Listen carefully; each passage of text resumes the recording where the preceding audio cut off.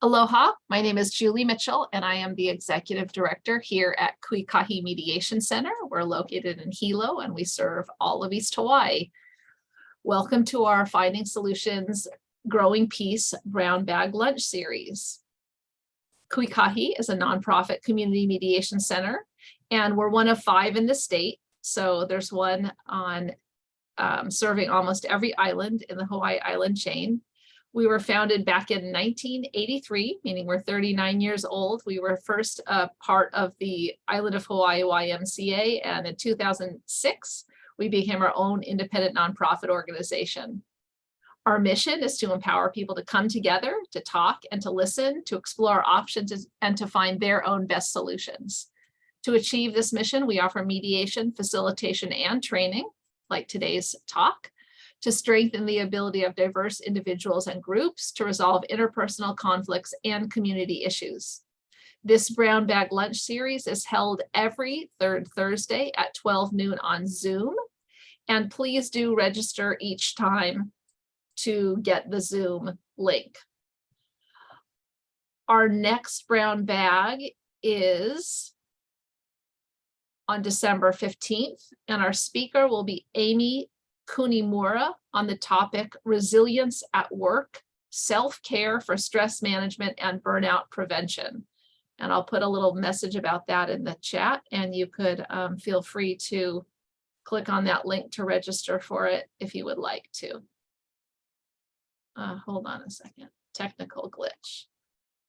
I'm hitting a wrong button on my computer. There we go, it's in the chat now. We also are doing a series of workshops in person at UH Hilo with Sylvia Dolina. And the next one will be coming up on Thursday, December 1st. It's from 8:30 to 4:30 on dynamic leadership. How do leaders show up for different situations? Leaders need to improve listening, ways they interact, overcoming resistance, and raising and resolving issues and concerns, especially in a way that can move the conversation forward rather than getting stalled. And I will put the link to register for that as well in the Zoom. If you are here, it is a free workshop if you are able to make it over to UH Hilo. So I will put that in the chat as well if you'd like to join us. I think we have some more spots left, but it is getting full. At the end of our talk today, we will ask you to fill out a short online survey, which helps with our grant funding for this free series.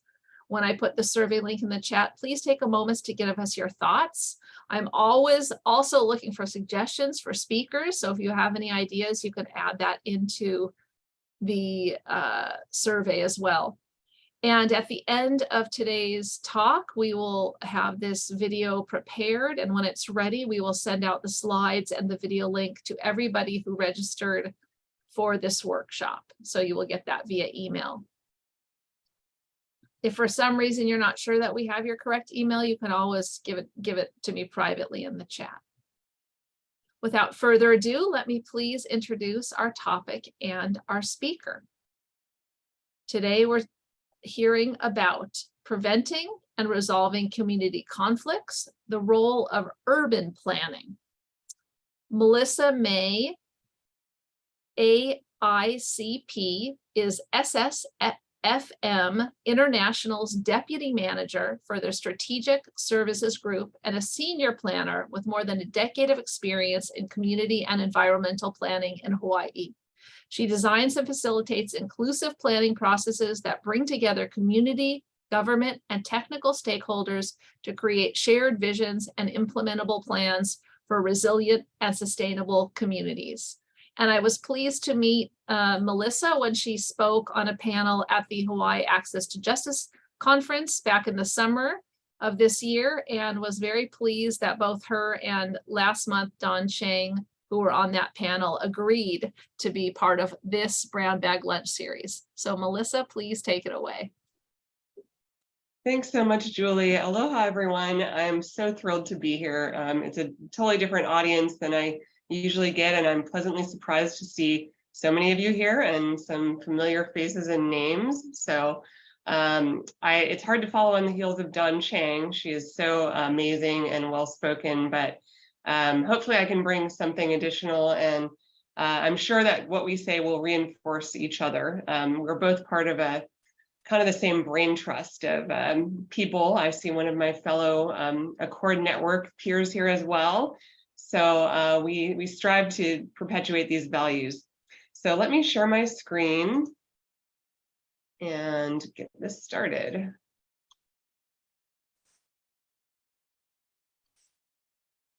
Okay, Julie, could you let me know when you see this?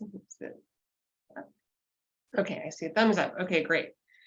So you know my topic, it's talking about how urban planning can address community conflicts, preventing and resolving. So I'll jump right in.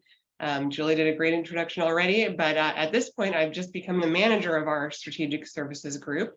I work with SSFM. We are a local company over 60 years old, based, our main office is in Honolulu, that's where I'm based, but we do have offices throughout the state, including Hilo, as well as the Pacific. And I see one of my colleagues here, Joanna Herkes. So thanks, Joanna, for showing up and supporting me. But our group, the Strategic Services Group, includes planning, traffic engineering, and environmental services. So that's kind of the scope of what I'm overseeing there, and I'm a planner myself. So for those of you who don't come from a planning background, you may not be totally familiar with the scope of what we do. So I'll just start there. Some people just think it's all about land use. Where does development go? Where does it not go? And that's definitely part of the equation, but the process of getting there is complex and often fraught. So what we actually do is a whole bunch of things, and it's really, being nimble and being flexible and being on the ground all the time and just being people oriented. So we have to be somewhat idealistic because we're here to try to make communities that we want to live in. And we have to just be ready to fill whatever needs filling at the moment, whether it's being a scribe or checking people in or whatever needs to be done, or doing street yoga every once in a while. That was in Hilo. And we often have to be, in our professional roles, facilitators and translators, especially between our clients, who are often government agencies, and the community. And because both sides have a vested interest in the outcomes of these plans. So what are community plans? You've probably all seen some examples of these, but they are long-range plans that articulate a community's vision, policies, and in some cases, they go beyond that to articulate priorities and actions. Got a few examples here, all from Hawaii Island. The downtown Hilo Envision Plan is an example of a community-driven plan, so it wasn't government-initiated. The Hamakua CDP, your island has CDPs, Oahu has development plans and sustainable communities plans. So those are the regional plans that set the 20 to 25-year vision. And then there's plans like the Downtown Hilo Multimodal Master Plan, which are government, it was a county plan, but it also has elements of vision and implementation. So these are focused on future land use and infrastructure, and pretty much every place has a plan at some scale. So it's good to be familiar with that, because I think the plans lay the groundwork for a lot of this preventing and resolving community conflict, the existing plans. So how do we get there with the plans? We typically go through a process that looks somewhat like this. We want to start with research, understanding the historic and current context of the place. And then we usually look at future projections, population, traffic, whatever it may be that's related to the plan. Then we go through the exercise of visioning. Where do we want to be in the future? What are the current issues that need to be addressed to get there? What are the opportunities? And then that in turn shapes policy. So we test out different solutions with the community, with our technical side, and then we vet them. Which of these are feasible, which are community acceptable. And then the plan gets to a point of adoption, which is often by the county council or other governing body or the agency itself. So that's kind of the nuts and bolts of it, but why is it important and powerful? It's because having a shared vision and a roadmap to get there puts a community ahead in a lot of ways. It says, this is out there, this is what is important to us. These are the actions that we want to prioritize. This is what we don't want. And even if that plan becomes outdated, as they often do, it's still a touchstone that can be referred back to as new things come up, as communities change. They can look back at it, and in some cases, they can use it to represent themselves and better negotiate for their own position. And when you have a vision, you know what you need to bring on your canoe, as Auntie Pua Burgess would say. You can't bring the right people or the right things if you don't know where you're going. So in terms of a quality planning process that is meaningfully, includes meaningful public participation, I always refer back to this graphic from the International Association for Public Participation. And I always strive to get to the collaborate or empower stage. So go beyond just telling people that something is happening or consulting them or even involving them. To the extent possible, collaborate and co-create, and to the extent possible, empower people to have a say and to have decision-making authority. It's not always possible to give people the final say. These are government plans and the direct government agencies. But if you can build in places where people's input can make a difference and be transparent about that from the beginning.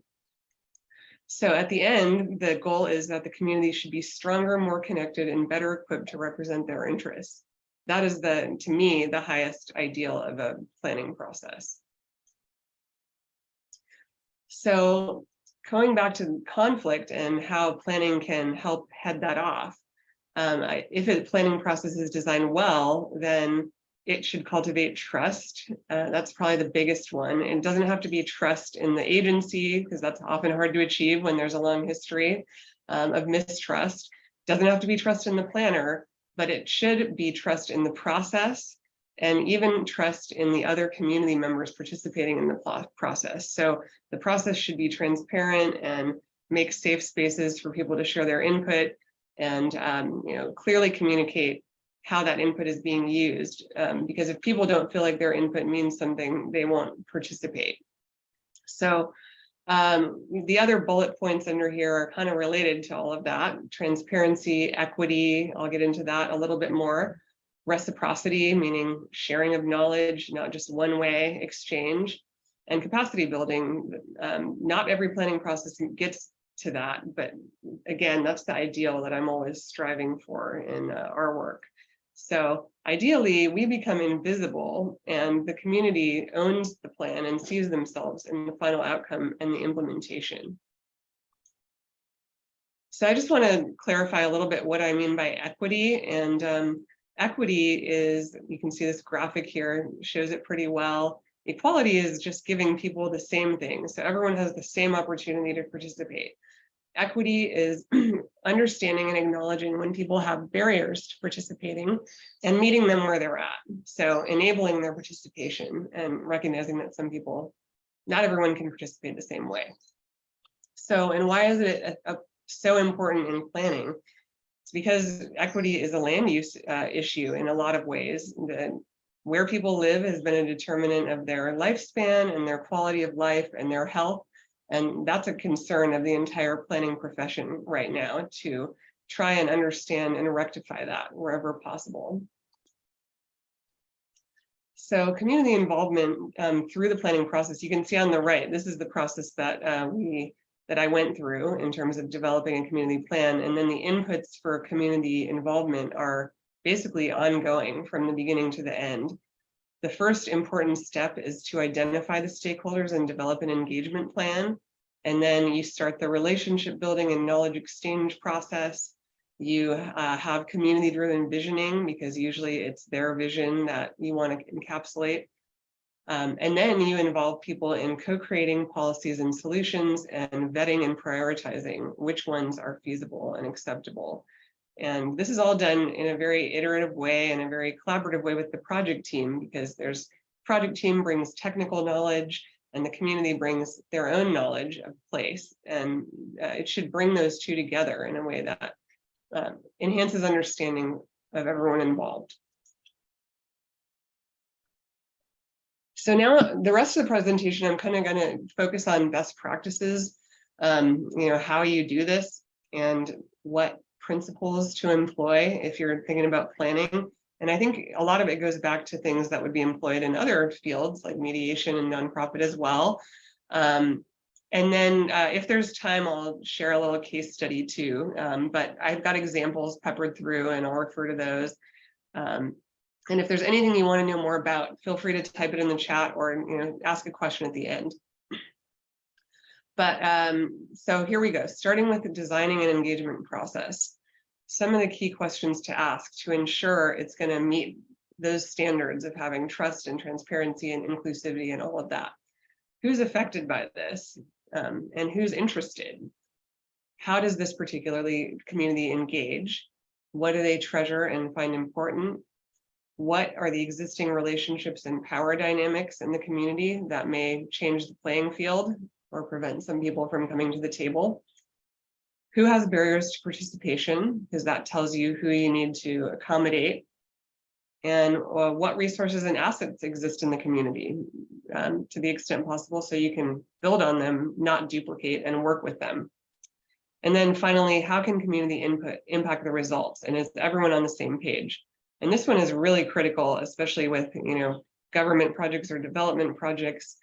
Right from the front, everybody needs to be on the same page about what input are we gathering and how is it going to be allowed to influence the outcome? Because to have integrity in the process, you need to be able to say that up front and stick to it.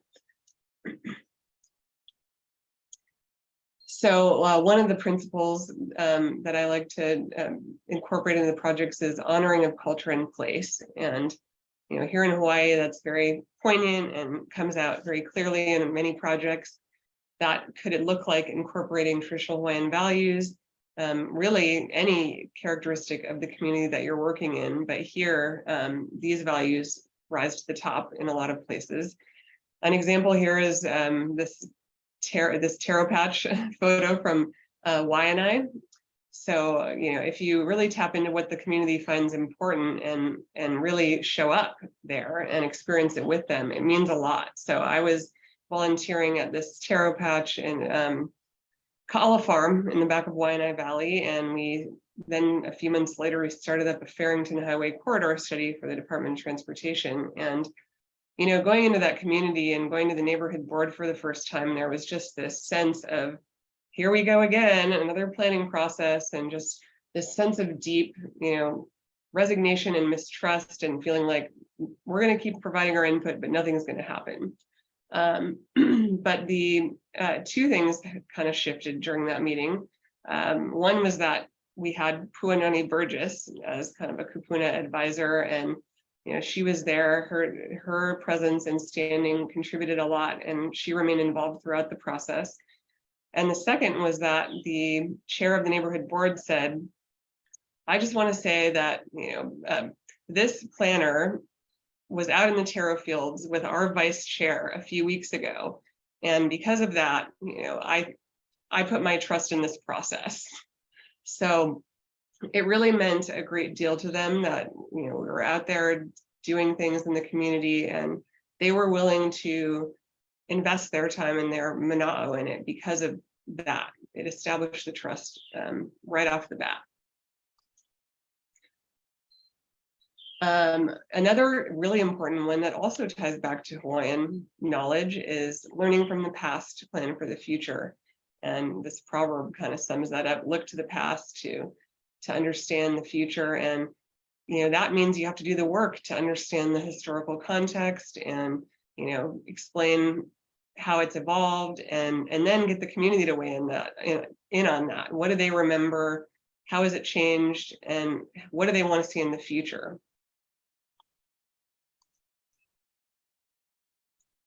On the transparency side, communication is critical. So communicating clearly, early, and often throughout the process. These are examples from two projects, one of which is current on Hawaii Island. We just started this zoning and subdivision code update for the County of Hawaii. And these are both ads that went in the newspaper very early in the process. There's many other communications platforms that we use, and we keep them active throughout the process. But developing something that's visible, that's eye-catching, and that clearly says, this is going to affect you. We want to hear from you. We invite your participation is really important.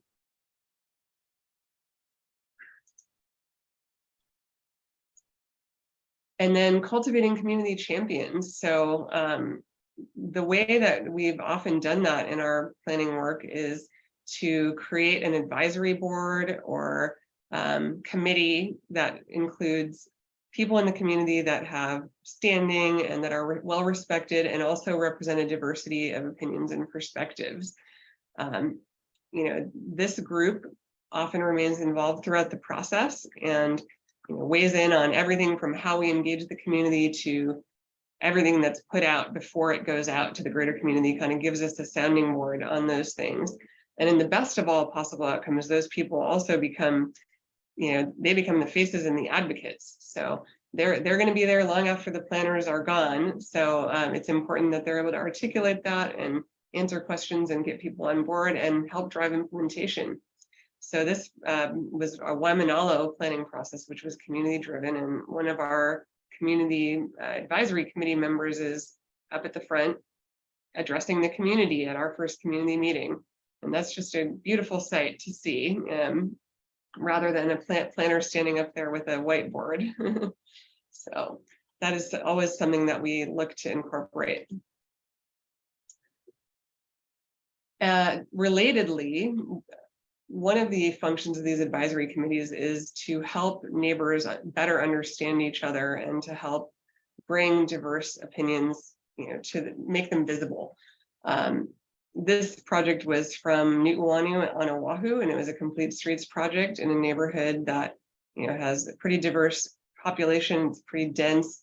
It's got a lot of senior citizens, retirees, a lot of vulnerable populations, Micronesians. There's a school for the blind, young kids, elderly care homes, hospitals. So, there's, like in every community, there's certain people who are outspoken and they come to every meeting and they make their voices heard, and sometimes they dominate.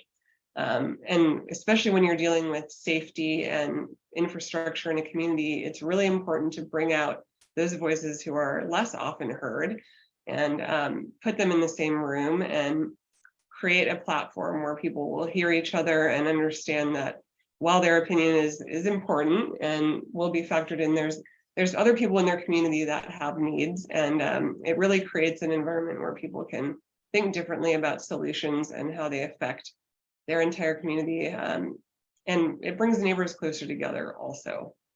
So we were able to come to an alternative in this meeting that kind of brought both of the communities' most vocal contingents together because of this type of process. So I think I referenced earlier the bringing together of technical knowledge and community knowledge. And this is something that is best done on the ground. Just go out there and see things from the perspective of how the community sees them. Often when we're doing transportation infrastructure projects, we'll get everyone on bikes, and even people who don't usually ride bikes, to see what is the experience of riding a bike in an urban area. And when you bring both community and technical stakeholders together and you are looking at the same things, then you can have really shifting conversations about that shift your understanding of what's really going on here. You have the traffic engineer explaining how the capacity works and volumes, and then you have the community and the cyclists talking about their experiences, and really it enhances everybody's understanding of what's happening and makes everyone better equipped to discuss those policy solutions. There's a picture from Waimea on the left there. That was we were walking the Waimea Stream Trail and looking at how that creates such a great alternate connection for the community and green space.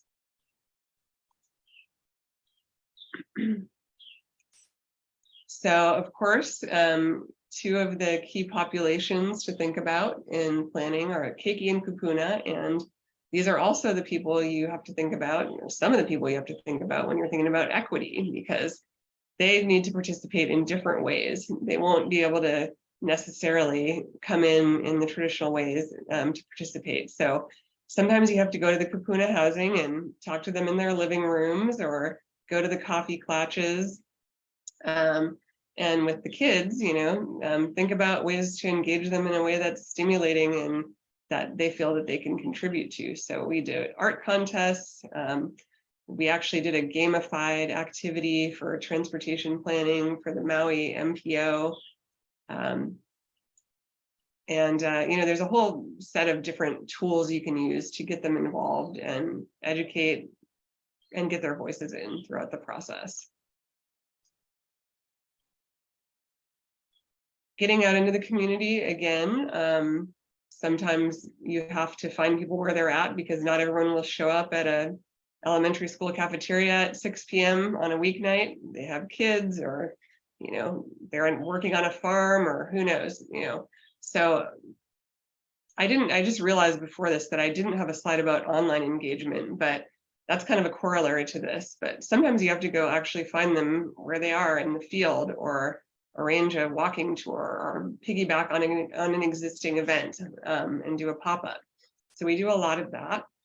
And then what we've been doing even more since COVID is providing virtual spaces as well, where people can tap into whenever they want to and whenever they have time. So that includes, we have these Zoom meetings, but we also have online open houses where people can visit and interact with material at their own leisure. And we often replicate the content of an in-person open house and an online open house, so that it's available to people in both formats.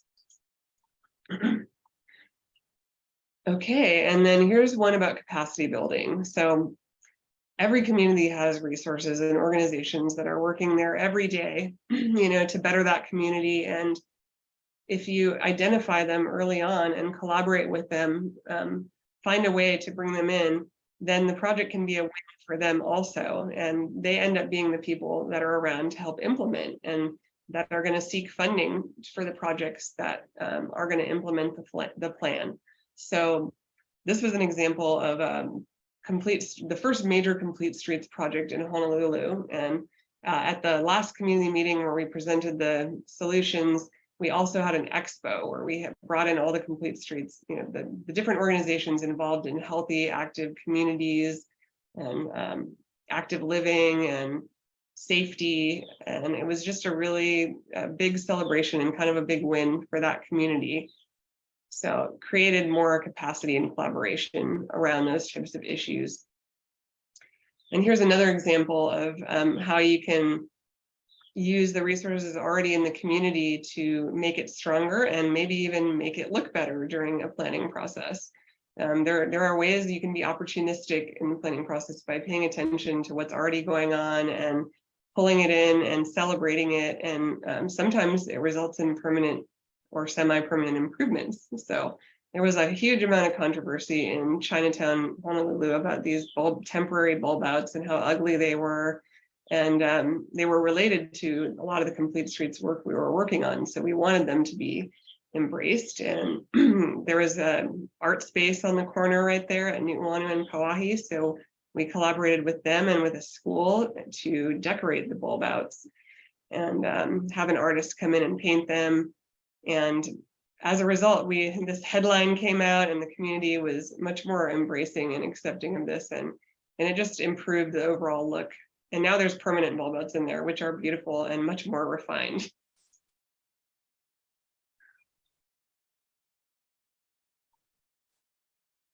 Okay.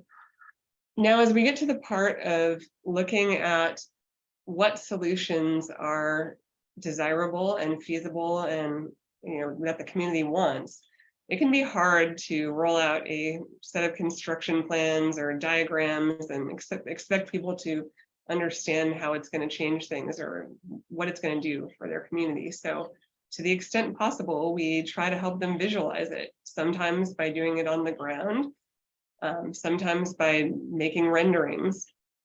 that kind of show the before and after. So the top images of Kiave Street in downtown Hilo from the downtown Hilo multimodal plan, showing what's possible and turning one intersection into a pocket park and adding parklets.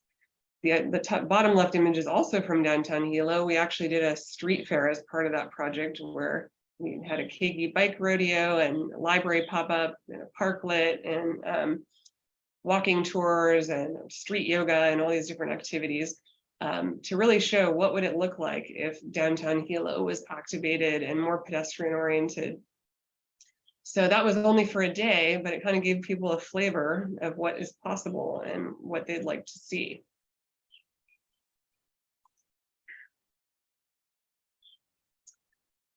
And then on the theme of input and making that visible and being transparent, so important to document all the input that was received and report back on how it was used, and also report back the outcomes of the engagement process. So this kind of data is really powerful. It gets used all the time to justify policy or defend, processes that are being challenged. If you show how many people were engaged and involved, and you document all the comments, and at every meeting that you have, you report back, you summarize what you heard, confirm it, add to your understanding, and then use that to refine your recommendations and make clear how those were included. That just builds kind of resilience into the plan, and it makes it, hopefully brings people into the fold that may come to the process late, which often happens. There's always people who say, why didn't I hear about this until now? So that's the kind of activity that you need to do to head that off and let people plug in. So what happens if it comes up anyway, if you've done your best and you've just had an amazing process, but there's always the people that come late and want to be included or feel like you have to go backwards because they haven't had their say yet. Or there may be people that challenge it and say you didn't have the right people, or this doesn't reflect the community. So, to the extent possible, if you're still in the planning process, you can and should be willing to pivot and to address those concerns.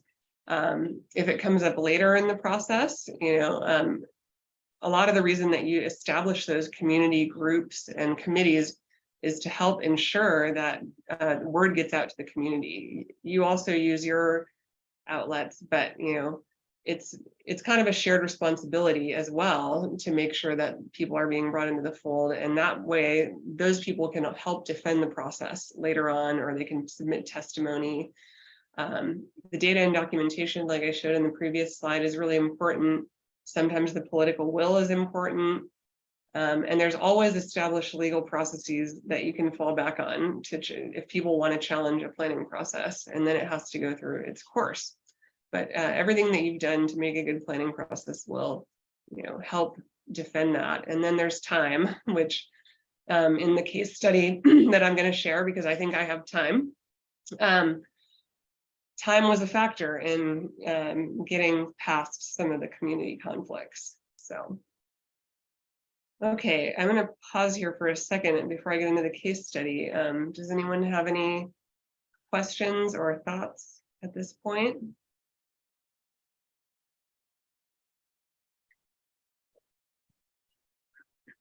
Okay, I don't see any, so just keep going. So I'm going to zoom in on a project from Waimanalo here on Oahu. It was done a few years ago, as you can see, 2017. And this was a bit of an unusual plan because it was community driven rather than government driven. It was funded by the state legislature, but the funds were largely, and the funds were run through the state, I should say. They were run through DAGs. But the intent was to create a community driven document. And the reason for that was because Waimanalo is unique, and right now it's part of a larger planning district, which includes Kailua and Kaneohe, parts of Kaneohe. And Waimanalo is kind of this rural pocket that has yet to be completely urbanized and gentrified. It's a very Hawaiian community. And there's a lot of ag and other rural uses there that the community wants to protect.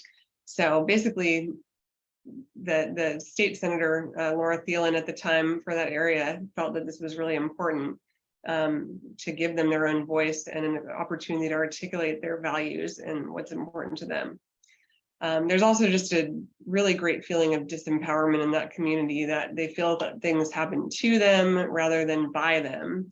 So we wanted to try to help shift that during this planning process.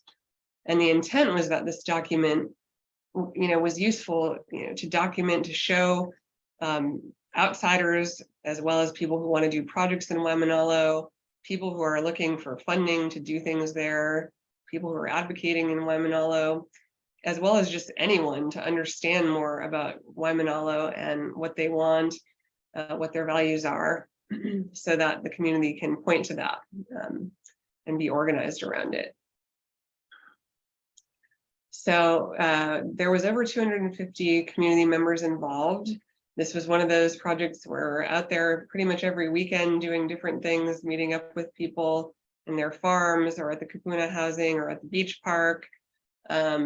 And there was a community advisory group of leaders that helped shape the process. You can list, some of them here are listed. And the outcomes included a vision for Waimanalo. It had these different themes and components.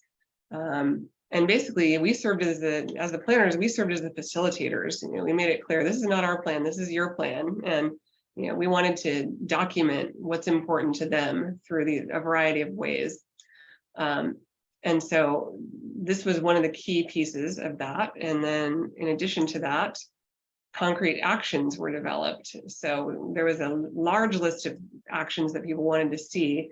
And then with the input from the participants, we narrowed it down to 15 top actions.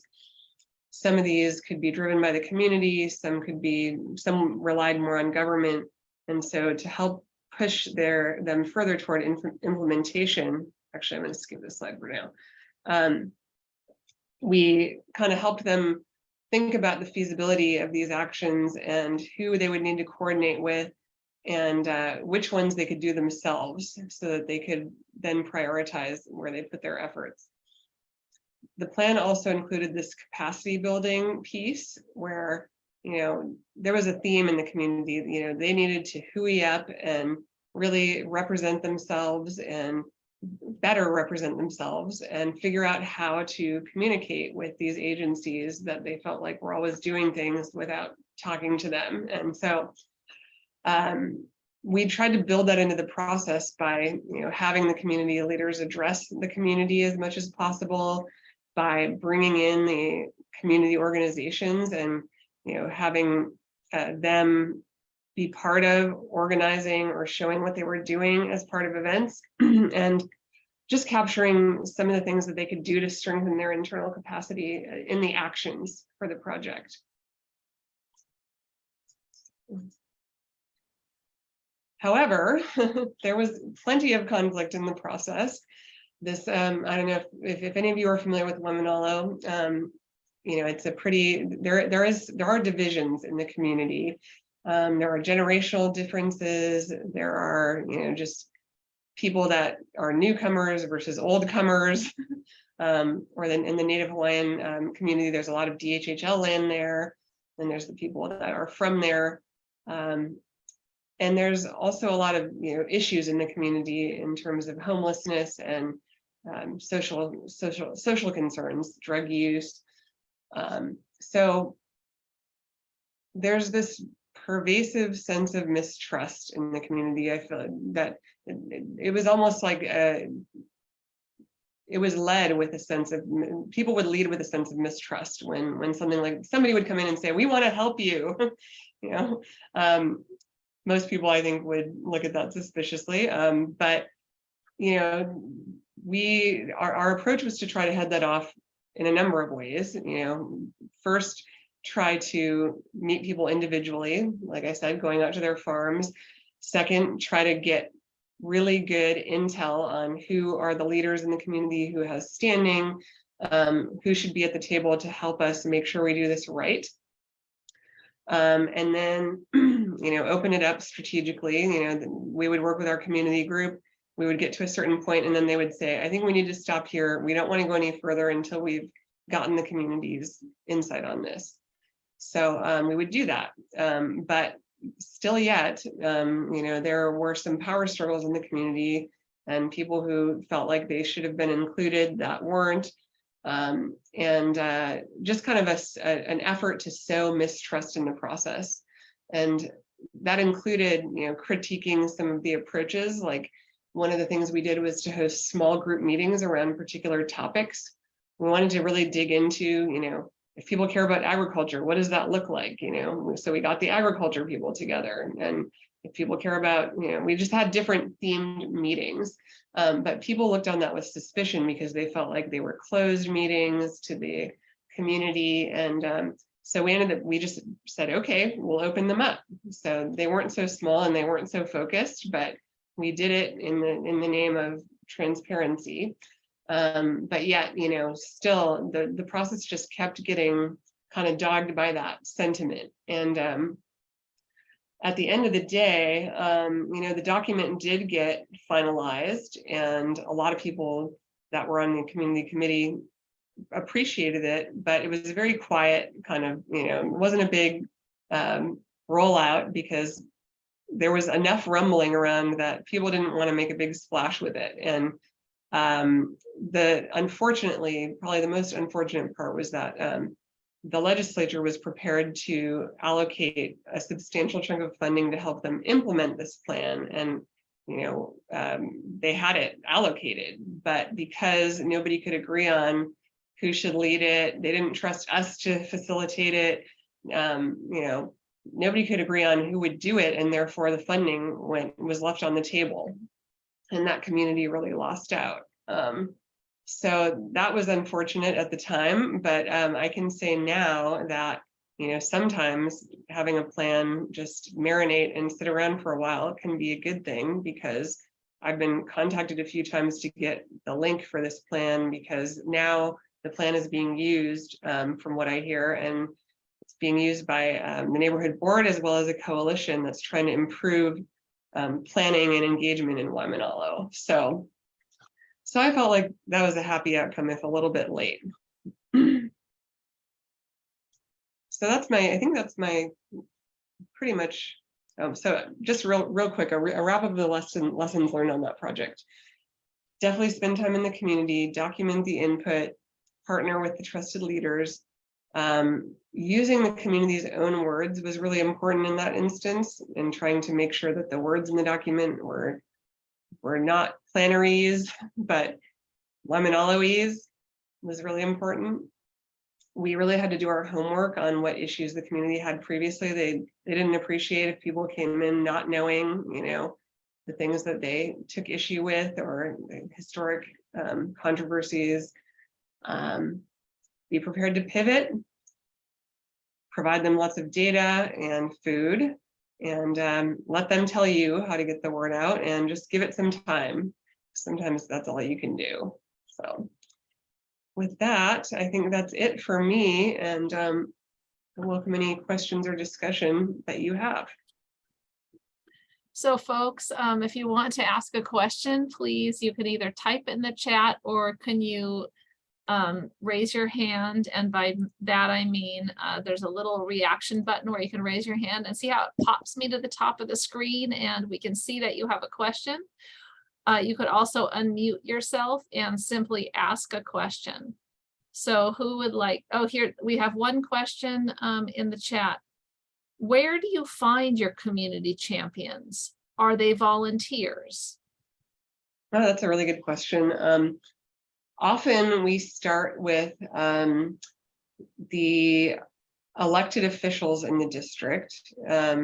We also do our own research. So we do our own research on what community organizations exist and which ones are active, and we look at what the vulnerable populations are, and who might represent them.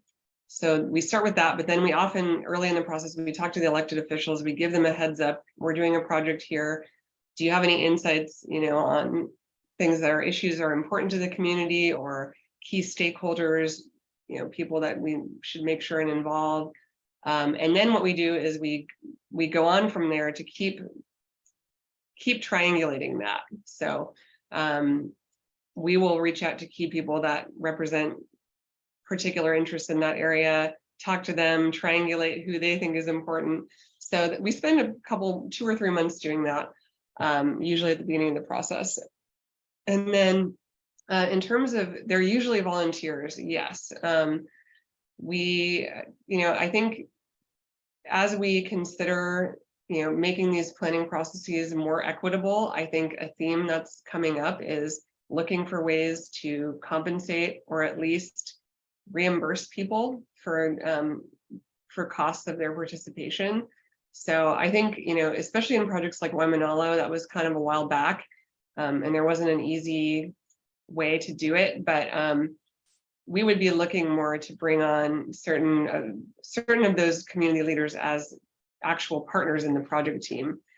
I will say that can sometimes be problematic, though, especially if you have a divided community. It's like, well, why are you paying them or bringing them in and not us? So just have to be careful with that and just be really clear about what the role and the commitment is, and especially if it's something that the community is going to own at the end, on some level it's their effort, so they can decide, if they want to put in that effort. So hopefully that answered your question. Who else has a question? You can type it into the chat, you can unmute yourself, or you can raise your hand. I have a question. I'll bring one up while other people might be pondering theirs. I've noticed sometimes there are people who come to meetings here that they seem to be concerned about almost every issue, no matter what it is. So they come to every meeting and have concerns or complaints. Now, I'm not saying that that's bad, because they might be like the conscience of the community, or they're really, and some of them are very well researched. They do their homework. They're really kind of, I think, see themselves as community watchdogs. And how have you engaged or developed relationships with those folks in a way to help improve processes or projects? Yes, certain people automatically spring to mind from my work on different islands, and actually bless them. The more that I work in those places and see people show up over and over, it's kind of, you can't not be affected by that, by people's commitment and dedication to being able to show up for their community like that.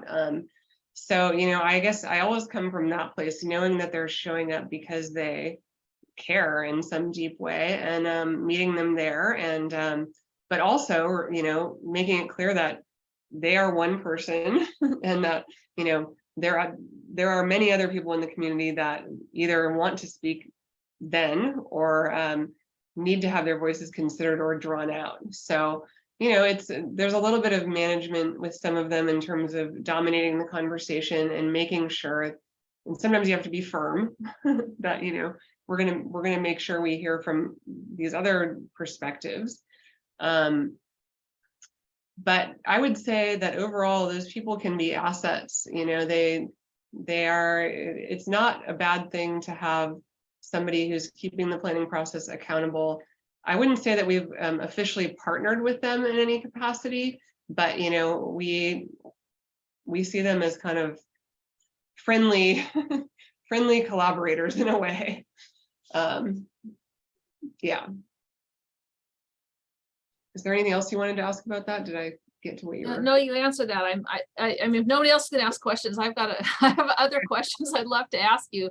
I want to give our participants, though, a chance. Does anybody else have a question you want to raise your hand for, or unmute yourself?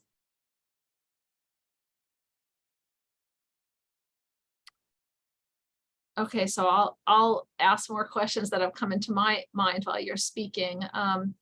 I've heard, I don't know, I guess more recently in the past 5 years, the term nothing about me without me, or nothing about, that idea that you shouldn't have, let's say, a group working on people who are experiencing houselessness without having those people present who actually currently or in the past have experienced houselessness. So it's not sort of a top-down model, it's more of a circular model. A lot of what you seem to be talking about is addressing that.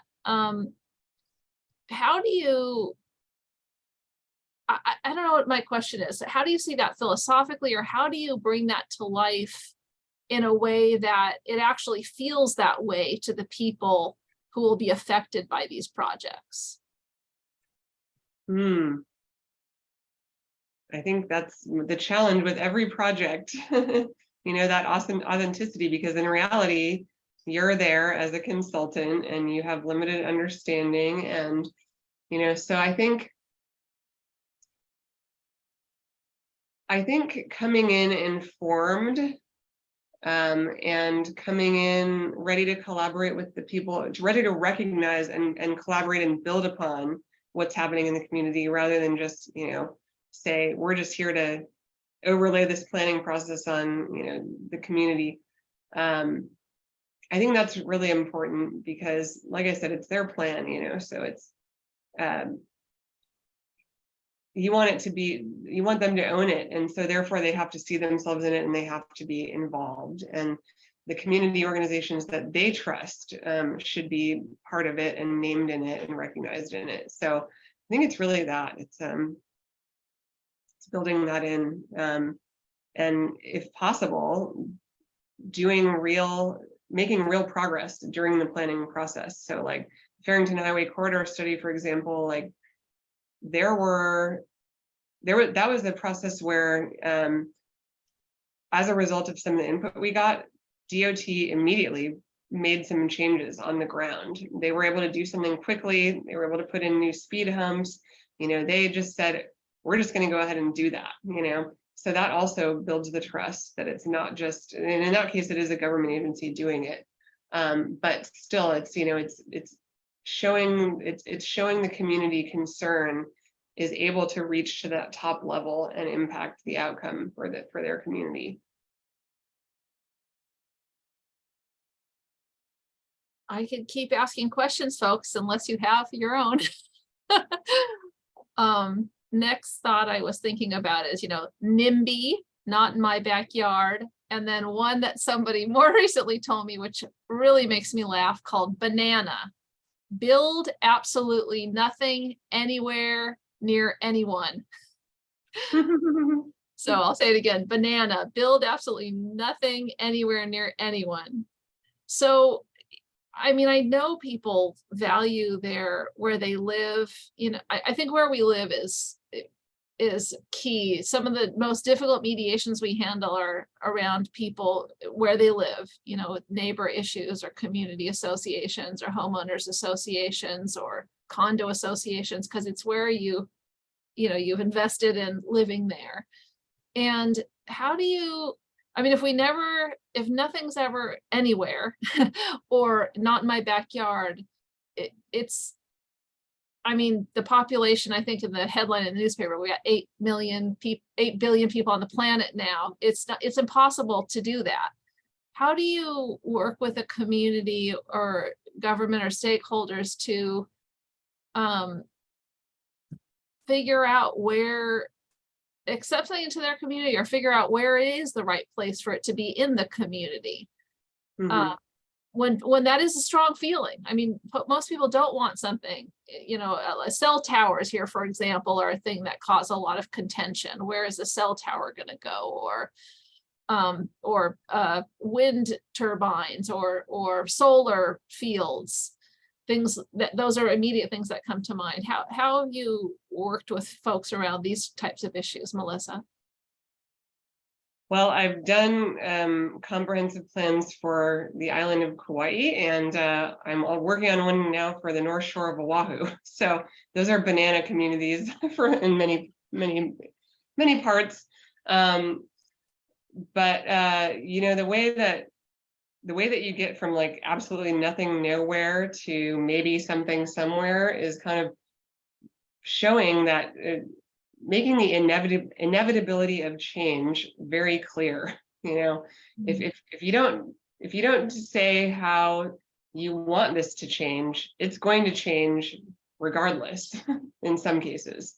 And one example of how that came up in the North Shore was sea level rise. This plan update was the first one since the sea level rise maps for the state were created, and the community has a community growth boundary that they're very adamant about protecting, that reins in development. And the conversation is, okay, 20% of the parcels in your community growth boundary are projected to be inundated in the next 60 years. So what do you want to do about that? How should we, first we wrap our heads around it, and we go through a process of wrapping our heads around what that looks like and what that could mean. And then it's, what are the options, and you automatically move to that, let's talk about solutions and let's talk about time, because, there are things we don't want to happen, and there are things that, we want to try to avoid as long as possible.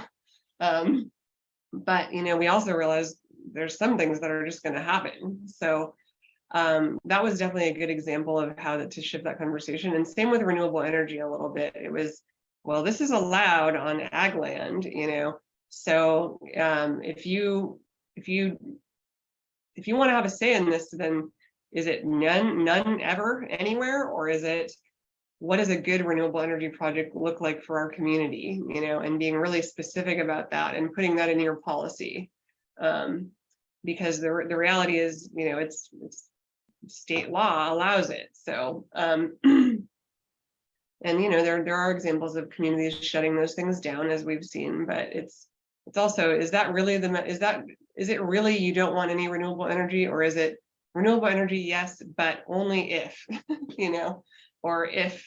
So that's what we try to do. We just have to have those nuanced conversations. Like in the North Shore, it was max out rooftop solar first. We want to see the grid improve so that we can max that out and put it over every parking lot. And then we'll look at, and then we'll think about low quality ag lands. And then, so it was kind of that kind of process.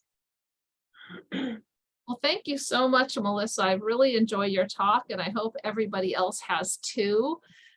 I have put in the chat our short online survey. So if you don't mind to click in on that and give us your feedback, it really helps us to know what else we want to be doing, as well as helping with our grant funding for this free series. I would love to give a round of applause for Melissa. I know on Zoom it can't happen with everyone, so I'm going to do it over here for us all. Thank you, Melissa. Oh, and other people are giving the virtual hands. Please do check your emails for the link to the slides. Oh, lots of people are doing it now. Lots of round of applause. Asynchronous applause. And we will be sending out the slides as well as the video. So if you'd like to watch it again or share it with anyone, you can. Please do check out our next Brown Bag series on resilience and self-care. It's perfect for the holiday season when many of us are trying to prevent burnout as we're getting ready for lots of activity. And Melissa, is there any final thoughts you want to say before we round out here? No, I'm just really pleased to have been included, and yeah, feel free to reach out to me if you are interested in any of these types of topics. Well, thank you so much, everyone. Have a great day, and thank you, Melissa. Aloha. Thank you.